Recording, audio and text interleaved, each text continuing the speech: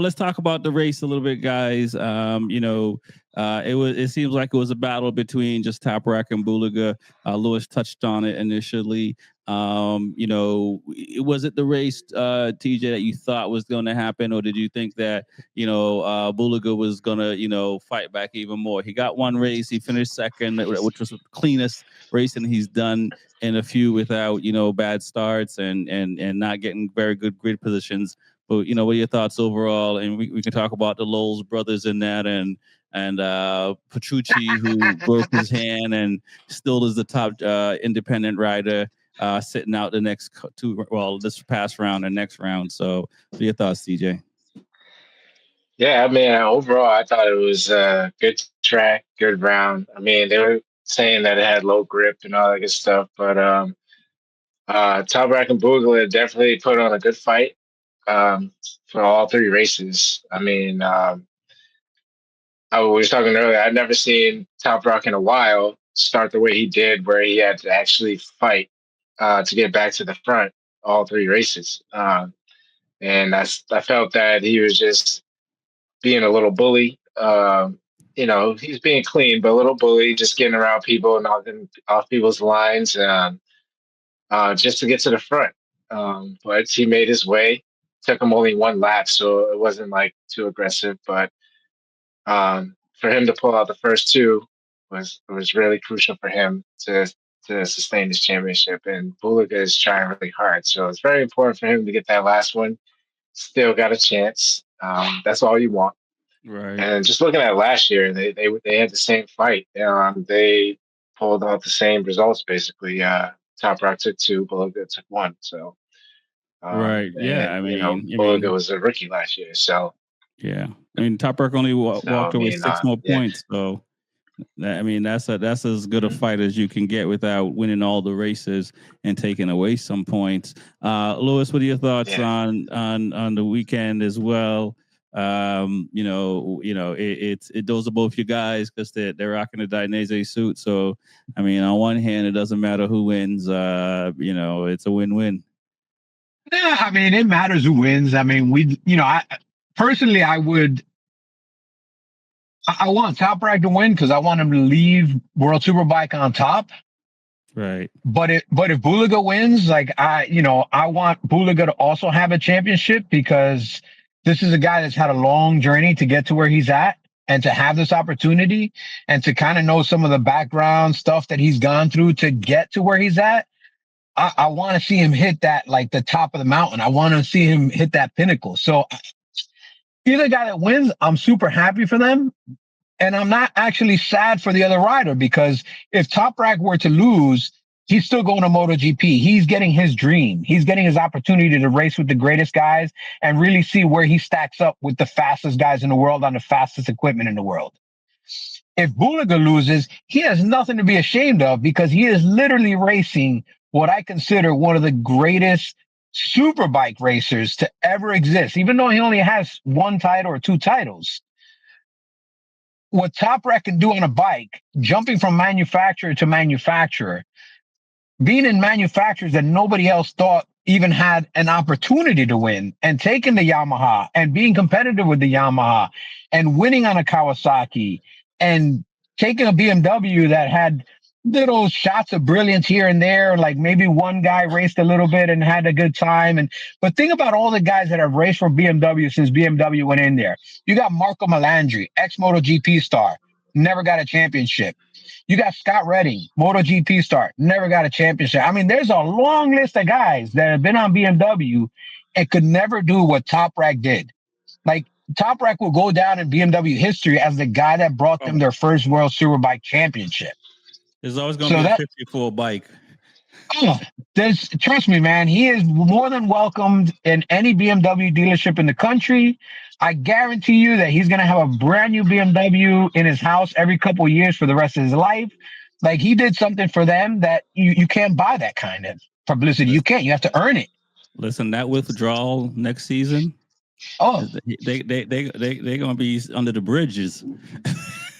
They're going to realize when they put the guys that they have next year on the BMW, they're going to realize how special Toprak was. Yeah. Because nobody else has been able to do what he did. And he does it on a consistent basis. It's not a one-off. It's not a Scott Redding won because it was raining. It's not a Marco Melandri won because it's his home track in Imola or this happened. This guy raced the best against the best at a time that the best were really high on a bike that nobody else can do it on. Right. And he did it. And BMW's getting two former, one still in MotoGP right now, riders. So they're no slouches on their own. Both factory riders. So, it's going to be, we'll see at the end of the season if, how good of a rider Top Rock was in World Superbike. What are your thoughts, Shake, on Top Rock? DJ, what you going to say? No, I was going to say just Mr. Ortiz. No, I was going to say he rode so well that they still couldn't even win the team championship. Ducati got it, Ruby. Right. So, I mean, the amount of work that he put in, bust his ass, basically won every race for the past, I don't know how many races, or just being on the podium so much that they still couldn't win the team championship. So next year, like you said, it's going to be a eye-opening. I don't know who they're going to have on that BMW to. They can't replace it, but to even try to get close. They've got Miguel Oliveira, and who else do they have, Rexy? I know they got Miguel Oliveira and Petrucci. No. I thought Petrucci was going to the factory Ducati team. No, BMW. No, it's Ika Luca Ono is going to BMW. I mean, going to Ducati, Ika. Okay. Yeah, Ika's so, going all right, so, yeah. So knowing that it's Oliveira and Petrucci, BMW is going to suck next year. There you go. They ain't going to do jack shit. Oliveira's going to be lucky if nobody hits him.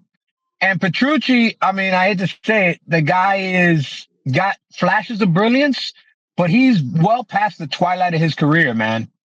Yeah. They should have looked at a hungry little tiger in World Supersport and got a hungry guy from World Supersport and get him that spot. Giving Petrucci that spot. I mean, Petrucci's fourth in the championship, man. Come on, man. He's fourth in the championship, and he's hurt and was hurt earlier in one of the rounds when he jacked up himself. And as far as Oliveira, I think Oliveira is in a similar boat to Buliga because he's had such bad luck in MotoGP in the last few years. I think Oliveira is looking for a place where it's like he's Grant Hill right now. He needs a fresh start. Yeah. Exactly. He needs to get traded to another team, get a fresh start, new coach, new players around him, and get an opportunity. And Petrucci being fourth in the championship, that's more of a slight on the level of competition after first 1 and 2 than it is that Petrucci has done so good to be in fourth. Come on. No. Wow. Petrucci was nice in MotoGP, man. No, he was nice. He was nice on the factory team. He got 1 year on the factory. And he's don't get me he's nice. He's a late bloomer because he was a cop before he came into MotoGP. Remember, he had stepped away for a little bit and he was a cop in Italy. When he came and jumped on whatever the Avanti, whatever. Yeah. The what do you call it? The CRT team or whatever. Yeah. So I mean, but again, he had to work his way up there. He didn't come in like Oliveira did and so forth. And even, I mean, I don't think Ducati wanted to give him a 2-year deal factory. And then he wanted a 2-year deal, and BMW gave him that. So, I mean, I think he had a chance for factory too, but I think it was just going to be like another 1-year deal for him. But we will see. I mean, they're both talented riders, and if somebody takes Oliveira out, then I think he needs to sell insurance. When don't say if. When somebody takes Oliveira out. Right, a movie called "Wrong Place, Wrong Time" for him because there's so many. So let's talk about as you said the discrepancy between 1 and 2 and the rest of the field. We see Annoni. Annoni says he has a ride for next year. He hasn't said with who yet. He's shown flashes of brilliance. I mean, but this is an older guy.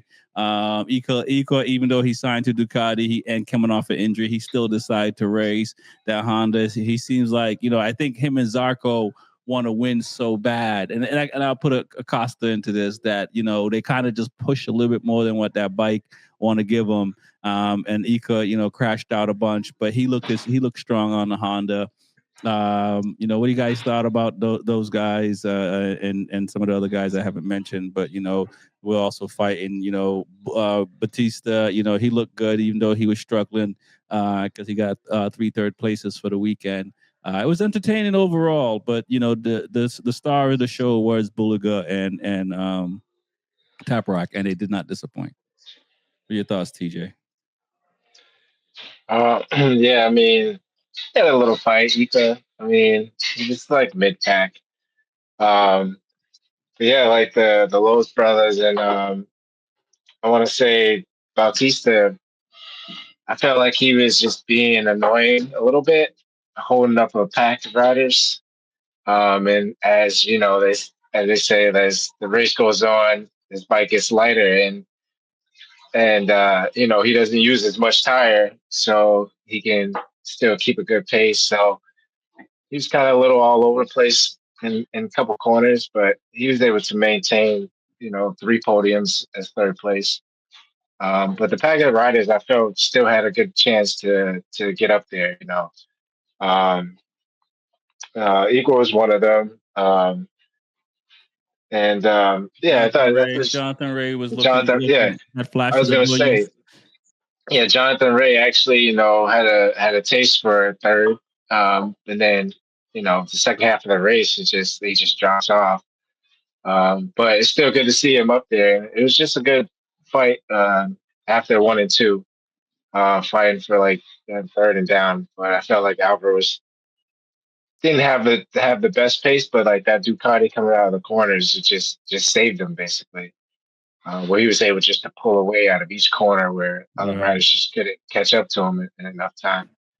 And didn't want to dive bomb, you know. So, but yeah, I think Eco had a good weekend for keeping it up at least, and getting the results that he had. But you know, it was good to see, I guess, Albert getting 3 podiums in a row at his age, showing that he still got it, and he is a Right. good backup rider. I say, can still get you those points when you need them, and still has the intelligence to keep it going. You know, but I don't see Right. him as a #1 rider.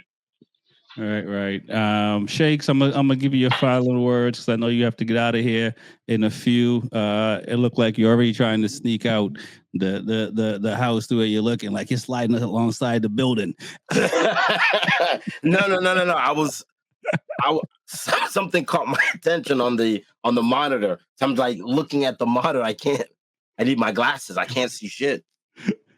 So I'm like, what's going on? Because I'm checking my focus because I'm on the manual focus. Blah blah blah. Oh, got you. Yeah, but you know, what are your thoughts on you know, these older guys in World Superbike that's struggling a little bit? You know, with Anone, who you know, this is his second year in World Superbike. He had a 4-year ban from MotoGP for illegal substance.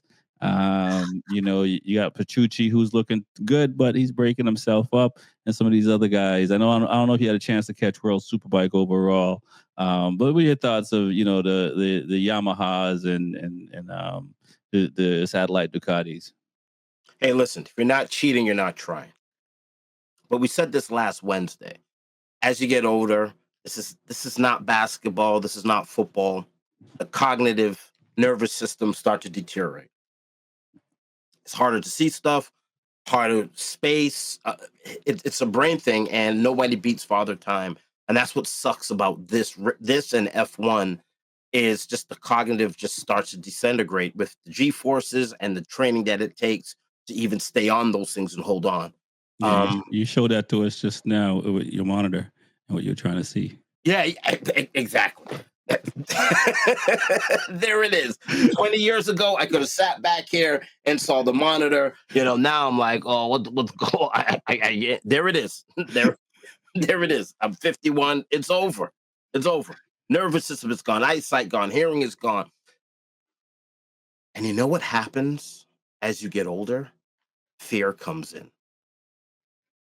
Right? When you're 20 and you crash, no big deal. Some die. That's not good. But 9 times out of 10, you can walk, you can stand up. You do a bad crash at 20, now you're 50, 60. You're like, I'm going to take my time down these steps, just like racing. I've done this a long time. I remember that crash I had when I was 15, and I hated the way that felt. Now I'm a little bit older. I don't want to take that risk anymore. Right. And in this sport, it's on the edge, so it looks bad. But the body's competitive, the brain isn't. And like we said last week, you just deteriorate fast. Even in F1, you're watching Lewis Hamilton, you just deteriorate. It sucks, and it's overnight, right? It's sad, but God bless them, and you got to keep doing what you love. And you know what? Fuck it. Do you have to win? Do you have to win? Yeah, do you have to have money? Do you have to have all the girls? You just got to win. I don't know about the money part. Yeah, but I don't think you have to win. I think as you get older, you just want to compete still. You want to prove that I could survive the generations. So go out there and have fun. You coming out for hot dogs? What are you saying? You coming out for hot dogs? I mean, come on. I mean, sometimes you're still competitive, but you don't have it. I don't think you should hang it up.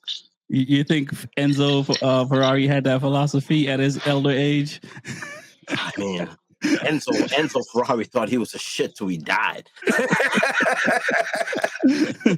He would get an F1 car at 103 years old, thinking he could even start it. But yeah, I see your point, though. Yeah, I do see your point. You're right. If you cannot maintain that fearlessness as you go into your twilight ages or as you get older and stuff like that, yeah, you do have to walk away from these extreme sports, and it is an extreme sport.